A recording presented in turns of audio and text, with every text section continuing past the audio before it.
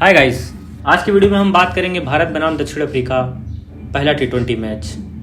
Video की शुरुआत होने से पहले सबसे भर भर के तारीफ़ करूंगा, बहुत ही ज़्यादा तारीफ़ करूंगा संजू सैमसन की। जिस तरह से उन्होंने कमबैक किया है, जिस तरह से उनकी वापसी रही है, पूरे 10 साल का कैरियर रहा है उनका। 10 साल में सिर्फ 30 मैच उनको खेलने को मिला है। ये कहीं ना कहीं दर्शाता है कि जिस लगन के साथ, जिस बेसब्री के साथ उन्होंने इंतज़ार किया है, उससे ही उसी का फल था, उसी का आपको कहेंगे कि रिजल्ट था कि उन्होंने इस तरह का प्रदर्शन दिया और भारत के लिए रिकॉर्ड बनाया है। इकलौते बल्लेबाज बने हैं, पहले बल्लेबाज बने हैं जिन्होंने लगातार 2 शतक लगाया है और विदेशी सरजमी पर जाके लगाया है दूसरा शतक। तो ये बहुत ही काबिले तारीफ़ है और उनकी जितनी तारीफ़ की जाए बिल्कुल भी कम नहीं पड़ना चाहिए, क्योंकि बहुत ही पेशेंस दिखाना पड़ता है कि आप कभी टीम में आ रहे हो, कभी टीम में जा रहे हो, और जब भी टीम में आ रहे हो आपको मौके नहीं मिल रहे। और इसके लिए तो मैं जिम्मेदार किसी को नहीं ठहराना चाहूँगा, क्योंकि दोषी नहीं ठहराना चाहूँगा, क्योंकि भारत में टैलेंट ही इतना ज़्यादा है कि कितने लोगों को मौका मिले। अगर किसी एक को मौका दे रहे हैं तो दूसरा पीछे छूट जा रहा है, तो और वो भी उतना ही टैलेंटेड है। बस दिक्कत ये हो जाती है कि दूसरा मौके का फ़ायदा उठा ले जाता है तो वो खेलता रह जाता है। तो यही टैलेंट है भारत में जो लगातार विश्व क्रिकेट में अपना परचम लहराता रहता है और भारत के अंदर एक हेल्दी कंपटीशन बनाए रखता है। तो सुपरमैन संजू सैमसन की बहुत ही अच्छी कमबैक रही इंटरनेशनल क्रिकेट में। पूरे 10 साल का उनका करियर रहा है। जुलाई 2015 में टी20 डेब्यू रहा है और 2024 चल रहा है, तो लगभग 10 साल पूरे हो गए उनको क्रिकेट खेलते हुए टी20। तो बहुत ही ज़्यादा उनके पास एक्सपीरियंस हो चुका है, बहुत ही ज़्यादा अनुभव हो चुका है। आईपीएल में वो कप्तानी भी करते हैं, तो वो कहीं ना कहीं काम आ रहा है। और बहुत ही डाउन टू अर्थ आदमी हैं, बहुत ही हम्बल आदमी हैं। उनका इंटरव्यू भी आप देखेंगे तो पोलाइटली हंसते हैं, पोलाइटली बात करते हैं। खैर ये टॉपिक नहीं है आज के वीडियो का टॉपिक है भारत बनाम दक्षिण अफ्रीका। माइटी दक्षिण अफ्रीका। दक्षिण अफ्रीका एक ऐसी टीम थी जिसके सामने खेलने से लोग डरते थे। उनके पास टॉप क्लास एक इंटरनेशनल लेवल के बॉलर हुआ करते थे, खासकर फास्ट बॉलर्स। डेल स्टेन जो इंटरनेशनल लेवल पर जिनका परचम चलता है, जिनका नाम चलता है। तो लेकिन जिस तरह से दक्षिण अफ्रीका ने खेल दिखाया है, वो लग नहीं रहा था कि ये दक्षिण अफ्रीका वही दक्षिण अफ्रीका है जो 2024 का टी20 फाइनल भारत के खिलाफ खेली है और बहुत ही भयंकर, बहुत ही मजबूती के साथ सामना किया, लड़ाई की। और कहीं लग नहीं रहा था कि दक्षिण अफ्रीका किसी मामले में 2024 फाइनल टी20 में पीछे थी भारत से। मुझे तो एक बार को क्या सभी को लग रहा था, जितने भारतीय फैंस हैं, दक्षिण अफ्रीका मैच जीत ले जाएगी। जब वो क्रूशियल विकेट आया क्लासेन का हार्दिक पांड्या की बॉलिंग पे, तो तब जाके लोगों की सांसें थमी, सिर्फ हल्की थमी भर थी, क्योंकि सामने मिलर मौजूद थे। और उसके बाद सूर्या का वो कैच जो इतिहास रच दिया और भारत ने ट्रॉफी उठाया। इस तरह से टॉफी नहीं, ट्रॉफी। तो बहुत ही एक प्राउड मोमेंट है। थोड़ा सा नॉस्टेलिया में मैं चला गया। नॉस्टेलिया सही शब्द होगा कि नहीं मुझे नहीं लगता, मगर मैं 2-4 महीने 10 महीने पीछे चला गया। तो भारत बनाम दक्षिण अफ्रीका का मैच पहला था टी20, जिसमें दक्षिण अफ्रीका ने टॉस जीतकर भारत को बल्लेबाजी का न्योता दिया और भारत ने उस न्योते को बहुत ही अच्छी तरह से स्वीकार किया और बैटिंग पर ओपनिंग आए हमारे संजू सैमसन और अभिषेक शर्मा। हालांकि अभिषेक शर्मा का विकेट जल्दी गिर गया, वो भी एक तूफानी बल्लेबाज हैं। टी20 में घातक पारियों और दूसरी टीम को एक रौंदने के लिए जाने जाते हैं। आईपीएल में आप लोगों ने सभी ने देखा होगा। वहीं काम कूल हमारे संजू सैमसन थे जो विकेट के पीछे रहते हैं। संजू सैमसन की तूफानी पारी आई, धीरे धीरे खेले, आराम से। उनका मतलब लगता है कि वो धीरे खेल रहे हैं, लगता है बस, लेकिन वो रन बनाते रहते हैं। लगभग 200-150 की स्ट्राइक रेट से खेलते रहते हैं वो मैच। शुरू में थोड़ा 100 की स्ट्राइक रेट से खेलते हैं, लेकिन उसके बाद से वो जब जम जाते हैं क्रीज पे, फिर तो स्पिनर हो, मीडियम पेसर हो, वो सबको फुटवर्क के हिसाब से अपना बना के मारते हैं। उसके बाद फिर एक बड़ी इनिंग में तब्दील करते हैं। आप लोगों ने आईपीएल में भी देखा होगा और इंटरनेशनल में लगातार 2 मैच में उन्होंने करके दिखा दिया। पहले भारतीय बल्लेबाज बने जिन्होंने ऐसा किया है कि लगातार 2 शतक लगाया हो।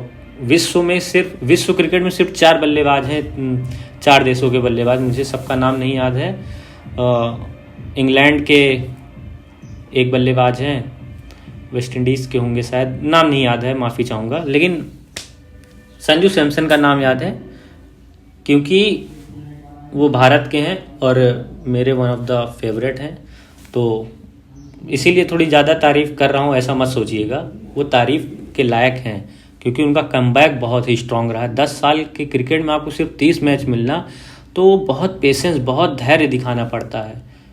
तो इसीलिए मैं उनकी थोड़ी बहुत भर भर के तारीफ़ कर रहा हूँ। फिर उसके बाद विकेट गिरता है, अपने सूर्या भाई आते हैं, 21 रन की एक तूफ़ानी पारी खेल ही रहे थे कि जल्दी विकेट गिर जाता है।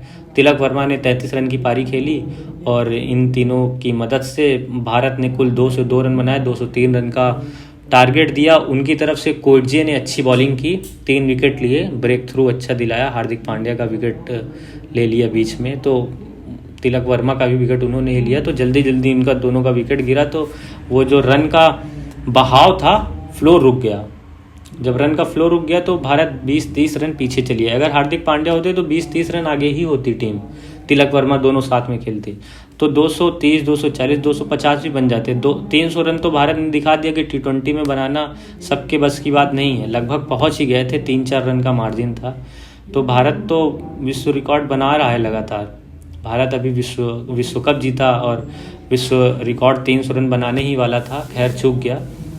तो भारत की बॉलिंग बहुत अच्छी रही, खासकर स्पिनर्स। विदेशी सरजमी पर जाके जिस तरह से फिरकी में अपने फंसाया है मिलर, क्लासेन जैसे बल्लेबाज को थाम कर रखना कोई मजाक बात नहीं है। वो भी ऐसी जगह पर जहाँ पर उतना टर्न अवेलेबल ही नहीं उस पिच में, जहाँ पर फास्ट बॉलर्स का बोलबाला है, उछाल है, स्विंग है, वहाँ पर स्पिन कराना। और एक महारथी मिलर, क्लासेन, मिलर वगैरह तो इस तरह है कि जैसे कोई बैल हो, बैल रूपी हाथी वाली शक्ति हो, जहाँ चले जाएं पूरा उधम मचा दें, बाजार तोड़ फोड़ कर दें, दूसरी टीम को उस तरह से तहस नहस करने के लिए जाने जाते हैं मिलर और क्लासेन। उनको बांध कर रखा। बिश्नोई ने तो लगभग मिडन ओवर फेंक दिया था मिलर के सामने, आखिरी गेंद पर सिंगल चला गया, फील्डर पीछे था, तो उनको बांध कर रखा और चक्रवर्ती ने दोनों का विकेट लिया। दोनों छक्का मारने के प्रयास में आउट हो गए। और एक मुकाबला भारत और दक्षिण अफ्रीका तो चल ही रहा था, लेकिन क्लासेन और हार्दिक पांड्या का भी मुकाबला अंदर ही अंदर चल रहा था और देखने लायक था। जिस तरह से हार्दिक पांड्या बॉलिंग कर रहे थे स्पीड और लाइन लेंथ के साथ, क्लासेन उन पे बिल्कुल भी रिस्क नहीं ले रहे थे कि मैं मारूं। कहीं ना कहीं मुझे लग रहा है 2024 वर्ल्ड कप का खौफ उनके मन में अभी भी बरकरार है। जिस तरह से हार्दिक पांड्या ने उनको फाइनल में आउट किया और दक्षिण अफ्रीका का सपना चकनाचूर कर दिया ट्रॉफी उठाने का, ऐसे जिस तरह से अपने रोहित भाई गए थे ऐसे ऐसे करते हुए, तो वो सेलिब्रेशन नहीं कर पाए। कहीं ना कहीं वो मेंटल ट्रॉमा आदमी के दिमाग में बना रहता है। खैर मैं मजाक नहीं बना रहा हूँ, पर भारत जीता है तो थोड़ा सा, क्यों मैं ऐसा हंसी मजाक इसलिए कर रहा हूँ कि दक्षिण अफ्रीका के प्लेयर्स ने बदतमीजी की भारत के साथ। 18वां या 17वां ओवर था, ऐसा ही कुछ ओवर चल रहा था, तो पीछे से थ्रो आता है मिड ऑफ की तरफ से, तो संजू सैमसन बीच में पकड़ने जाते हैं, स्टंप के सामने आ जाता है। तो वो येंसन बॉलर है ना, उनका लंबा वाला, ऑलराउंडर बोलते हैं लोग उसको, तो वो बदतमीजी करने लगा कि तुम बीच में क्यों। अरे जब थ्रो दूर से आ रहा तो पकड़ेगा नहीं आदमी। तो वही थोड़ा सा मुठभेड़ हुआ येंसन और कोएटजे। फिर सूर्या आ गए उधर से, अपने संजू सैमसन को ये दोनों कुछ बोल रहे थे, सूर्या आ गए तो अंपायर को आके बीच बचाव करना पड़ा। लेकिन हार्दिक पांड्या का जो लाइन लेंथ था, जिस तरह से उन्होंने भी वापसी की है क्रिकेट में, खासकर बॉलिंग में बैक इंजरी के बाद, सर्जरी कराने के बाद, वो दर्शाता है कि हार्दिक पांड्या एक वर्ल्ड के नंबर 1 ऑलराउंडर थे और काफ़ी समय तक रहेंगे। खासकर जो बॉलिंग में उनकी तीखी बॉल निकलती है, एक्स्ट्रा बाउंस, एक्स्ट्रा पेस और बीच में वेरिएशन, तो उनको एक अलग लेवल का बॉलर बनाती है। और बैट्समैन तो वो हार्ड हिटिंग पांड्या के नाम से तो मशहूर ही हैं, इसमें कोई दो राय नहीं है। आज के मैच में नहीं कर पाए, लेकिन बांग्लादेश के खिलाफ जो 300 रन बना था उसमें आप लोगों ने उनकी तूफानी पारी जरूर देखी होगी। तो भारत के खिलाफ दक्षिण अफ्रीका कुछ प्रदर्शन कुछ खास था नहीं, एक तरफा मुकाबला था। भारत ने बहुत ही अच्छा मैच जीता और भारत डिज़र्व करता है। तो ये जो यंग टीम है इसके लिए आप लोग ज़रूर कमेंट करिए। और क्लासन जैसे बल्लेबाज और मिलर जैसे बल्लेबाज को भारतीय स्पिनर्स ने अगर बांध के रखा तो जाहिर सी बात है कि भारत के स्पिनर टॉप स्पिनर्स हैं वर्ल्ड में। और रवि बिश्नोई आने वाला एक बड़ा नाम होगा, मैं बता रहा हूँ। ये कोई घमंड करने की बात, मतलब ओवर घमंड करने की बात नहीं, लेकिन घमंड करने की बात ज़रूर है, क्योंकि उनका नाम आने वाले विश्व क्रिकेट में बहुत ही ज़ोर शोर से गूंजेगा।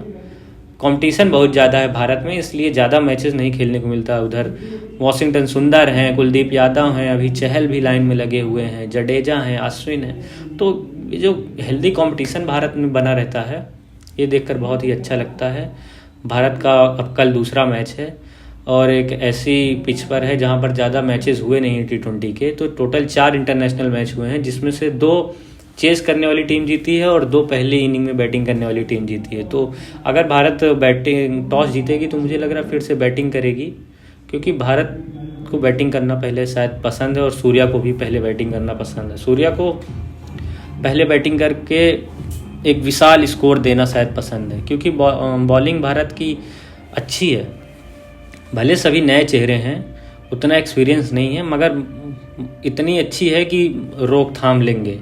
तो वीडियो को यहीं पर समाप्त करते हैं। और कौन आपका फेवरेट प्लेयर है और संजू का कमबैक कैसा रहा और सूर्या की कप्तानी कैसी है, और क्या दक्षिण अफ्रीका इस सीरीज़ में वो टक्कर देगी या कौन जीतेगा सीरीज़, ज़रूर कमेंट करें और वीडियो को लाइक शेयर सब्सक्राइब करें। जय हिंद, बाय बाय, वंदे मातरम।